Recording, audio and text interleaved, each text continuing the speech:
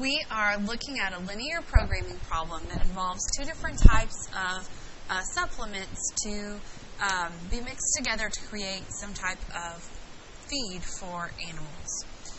In this linear programming problem, the first thing we're going to do is start by reading the problem. So read through it the first time just for a general idea of what's going on. An animal feed to be mixed from soybean meal and oats must contain at least 120 pounds of protein, 27 pounds of fat, and 10 pounds of mineral ash.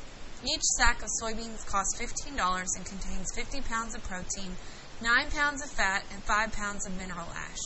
Each sack of oats costs $5 and contains 15 pounds of protein, 5 pounds of fat, and 1 pound of mineral ash.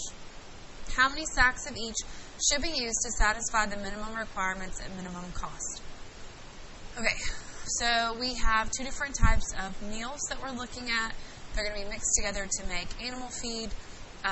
They each have a cost associated with them and also an amount of protein, fat, and mineral ash. So read the problem again, looking for any particulars. So the first thing that you're going to notice is that we're asked to find how many sacks of each type of meal we should use to meet these requirements. So our unknowns are X, the amount of soybean that we need, and Y, the amount of oats. So if possible, make a table with the unknowns at the top and the total, and across the bottom, any particulars about these two things that we're looking for, such as protein, fat, mineral ash, and cost. So if we go through here again, we'll notice that we need at least 120 pounds of protein, 7 pounds of fat, and 10 pounds of mineral ash. So at least means it could possibly be bigger than that. So 120 pounds of protein, 27 pounds of fat, and 10 pounds of mineral ash. Each sack of soybeans costs $15, so soybeans and cost $15, and contains 50 pounds of protein, 9 pounds of fat, and 5 pounds of mineral ash.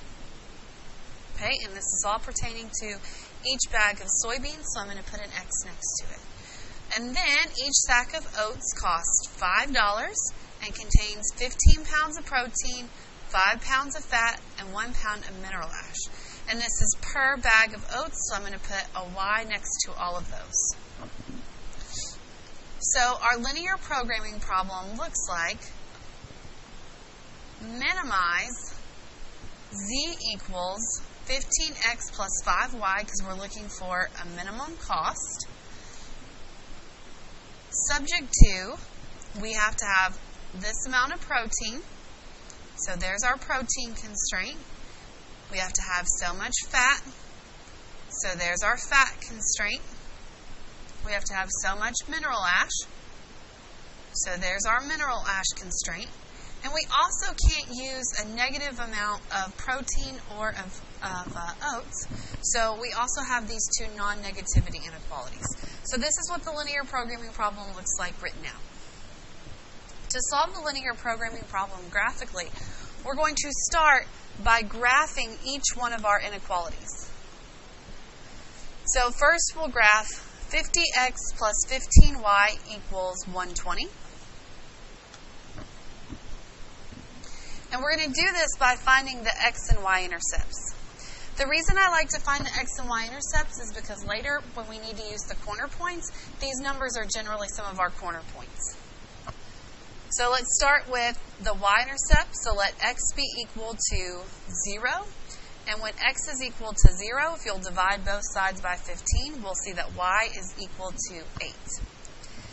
And likewise, when we let y be equal to 0, we divide both sides by 50, and we get 2.4 if you're using your calculator.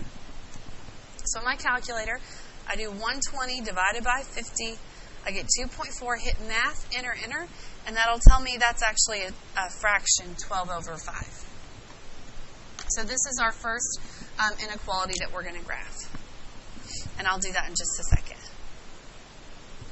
Our second inequality is 9x plus 5y equals 27. Again, I'm going to use the x and y intercepts. So one time I'm going to let x be equal to 0, and the next time I'm going to let y be equal to 0. So if I let x be equal to 0, I get 5y equals 27. If you want, you can do that in your calculator. 27 divided by 5. You'll get 5.4. And if you want to know what that is as a fraction, hit math, enter, enter. And we'll find out that that's really 27 over 5. And then let y be equal to 0, and you get 9x equals 27. Divide both sides by 9. So x is equal to 3. And then finally, our last inequality. We have 5x plus y equals 10. Again, I'm going to use x and y intercepts.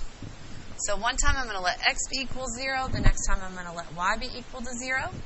When x is equal to 0, y is equal to 10. If I cover up y and let y be equal to 0, I get 5x equals 10. Divide both sides by 5, so x is equal to 2. So there are my 3 inequalities. Now I'm going to go put those on a graph.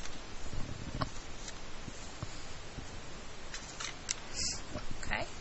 So my first inequality had a y-intercept at 8 and an x-intercept at 2.4. So right there in between 2 and 3. Draw a line to connect. I'm even going to put that was line number 1, so I'll remember, even though I'm using different colors.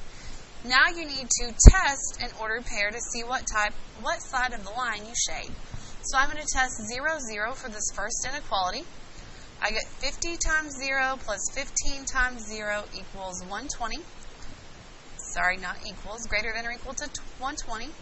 So 0 is greater than or equal to 120, meaning I shade this side of my inequality.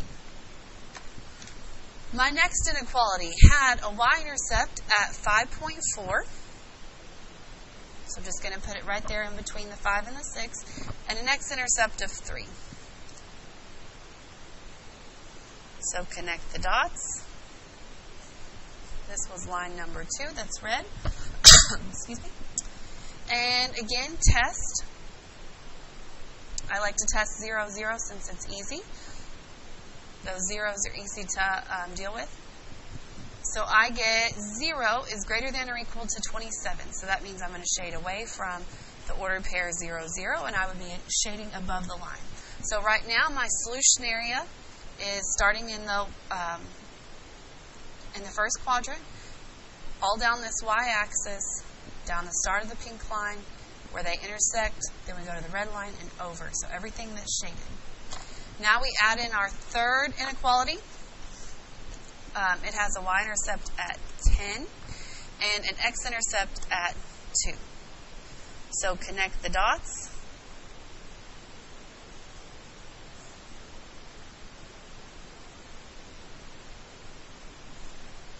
And mine didn't turn out as nicely as I'd hoped because they all look like they're intersecting at some point, but I know they're not.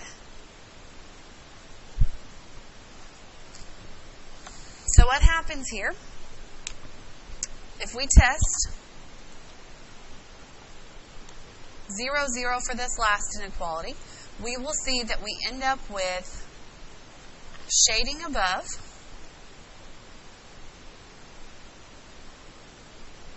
so I get 0 is greater than or equal to 10. That's false, so I'm going to shade above my green line. And I end up with a solution area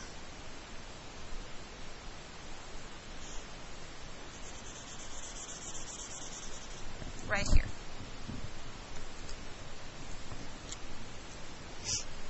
So my corner points are up here at the top, 0, 10. I have one down here at the bottom because this shoots out and it only extends to the first quadrant.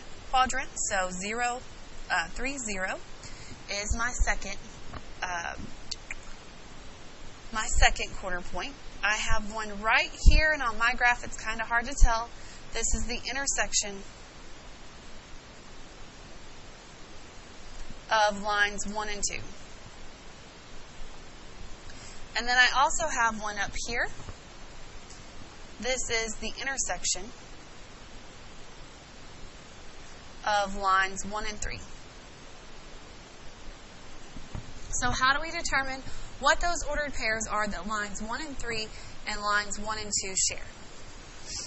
Well, we are going to have to do either substitution, elimination, matrices, or you could try graphing, but from the graph I can't see what those points are, so I'm going to have to kick graphing out.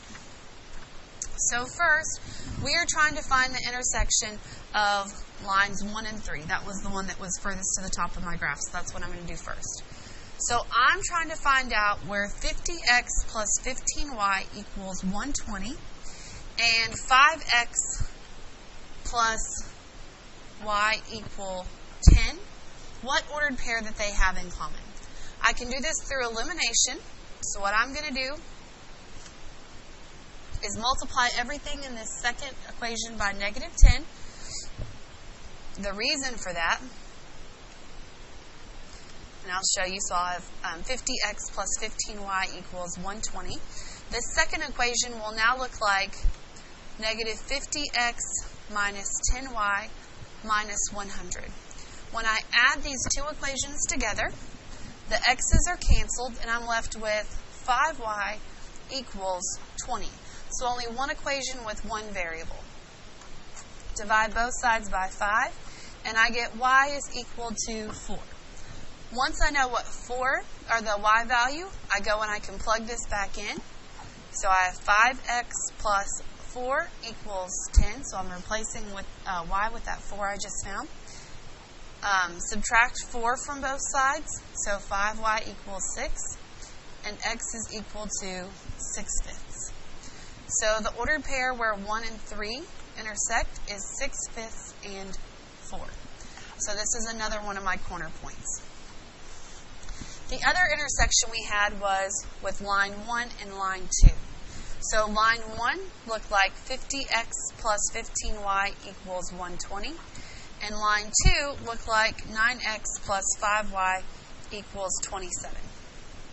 So again, I'm going to use elimination. You could use substitution if you wanted to, or matrix. It might be a little bit harder to do substitution than elimination. But I'm going to take this second equation and I'm going to multiply it by negative 3. Multiplying it by negative 3 will cause this 5 to turn into a negative 15. And when I add it to this positive 15, I'll end up with the y's being canceled out. So this looks like 50x plus 15y equals 120. And this bottom equation, negative 27x minus 15y, is equal to negative 81. Add these two equations together. I'm left with 23x equals 39. Divide both sides by 23, and x is equal to 39 over 23. So now that we know what x is equal to, we take it, we plug it back in, and we find a value for y. So I have 9 times 39 over 23 plus 5y is equal to 27. Now I'm going to do this part in my calculator. I have 9 times 39 divided by 23. I'll get this number, so that's fine. 27 minus that number, so my calculator, I'm going to use the second button and my negative sign button. It'll bring up that value that we just had. So I get 11.739. So right now I have 5y equals, and if you wanted to turn these back into fractions, you could. So this is 270 over 23. Now I'm going to take this number and divide it by 5. So in my calculator, I'm just going to do divided by 5. So I get y equals, and then math, enter, and I get the answer 54 over 23. So I have this ordered pair, 39 over 23, and 54 over 23.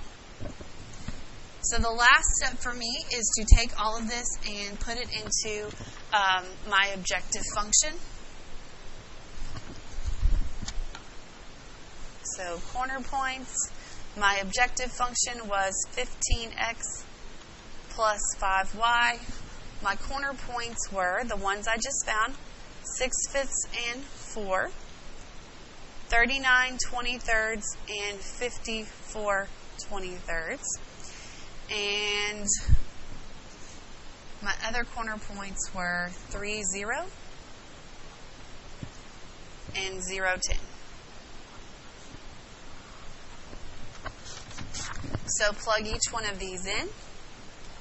15 times 6/5 plus 5 times 4, and 15 times 39 23rds plus 5 times 54 23rds, 15 times 3, and 5 times 0, and 15 times 0, and 5 times 10. So I'll plug these into my calculator. 15 times 6/5 plus 5 times 4. This gives me 38. And 15 times 39 23rds plus 5 times 54 23rds. Oh, we're talking about money, so that's fine. 37.17. 15 times 3 is just 45, and 5 times 10 is 50. So if we are looking to minimize cost, we have a minimum cost of $37.17 when we use 39 23rds bag of soybean,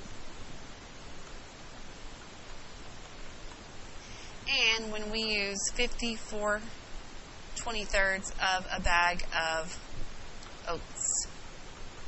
So I know it seems strange that we're using fractions of a bag, but that's okay because these bags are being blended together to form one bag of animal feed that we purchase all together.